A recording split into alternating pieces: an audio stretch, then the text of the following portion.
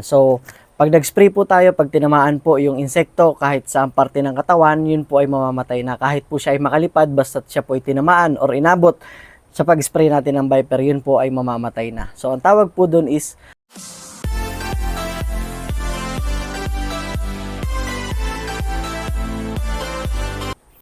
isang magandang araw na naman po mga kasaka. Kamusta po kayo? Ako po muli ito, ang inyong agriculturist. Sumasaludo sa magsasakang Pilipino para sa Pilipino. So ngayong araw po mga kasaka ay gusto ko pong magpasalamat sa patuloy na nagsusubscribe, sa patuloy na nanonood sa atin pong YouTube channel at sa mga kasaka po natin na nanonood naman sa TikTok account ay maraming salamat po. Kung hindi nyo pa po nabibisita yung akin pong TikTok account ay agriculturist lang din po ang pangalan. Pwede nyo pong puntahan doon at kung saan po ay nag-upload din po ako doon ng mga videos na atin pong makakatulong sa atin pong pagsasaka. So, ngayong araw po ay gusto ko pong bigyan diin o ipakilala sa inyo ang isang produkto.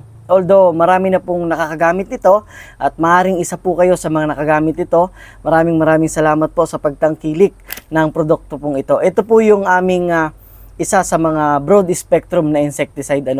Ito pong Viper, ito po isang broad spectrum insecticide. Ibig sabihin po napakarami pong pinapatay. At ano po ba itong Viper? Para saan po ito? At ano po ba yung dosage kapag po tayo ay mag-a-apply sa atin pong sakahan? So unang-una po ito pong Viper insecticide, ito po ay produkto syempre, a quality product of Ezertech Corporation. Pwede nyo pong i-like or i-follow yung Facebook page ng Ezertech para makita nyo po yung mga pinopost doon ng Ezertech Corporation.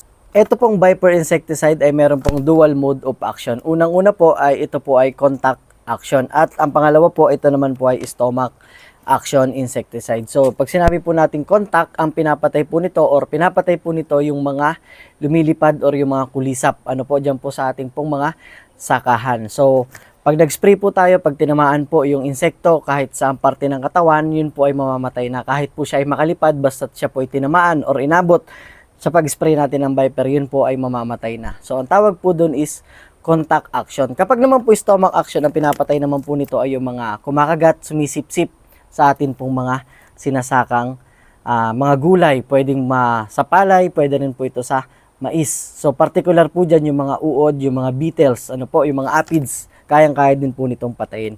So sa isang hektarya po, mangailangan lamang po tayo ng 10 tank loads. Ito pong hawak ko na ito, kalahating kilo po ito or 500 grams. So mangailangan lang po tayo kada 16 liters na knapsack sprayer ng 25 grams or 2 kutsara at kalahati. So tatanawin po natin yun doon sa pwedeng sa timba or kung direkta naman po sa sprayer ay siguraduhin lamang po na tunaw na tunaw. So yun po, kung meron pa po kayo mga katanungan ay mag-iwan na lang po kayo sa comment section at susubukan po nating sagutin. Mabibili po itong Viper insecticide sa mga suki ninyong agricultural supply at kung kayo po ay bumibili online, pwede po kayo makabili or makakita nito sa Shopee. Try nyo rin po sa Lazada or sa TikTok. So sana po ay makagamit kayo nito. Maraming salamat po sa patuloy na panonood at sana po ay nakatulong ito sa inyo pong pagsasaka. So maraming salamat po.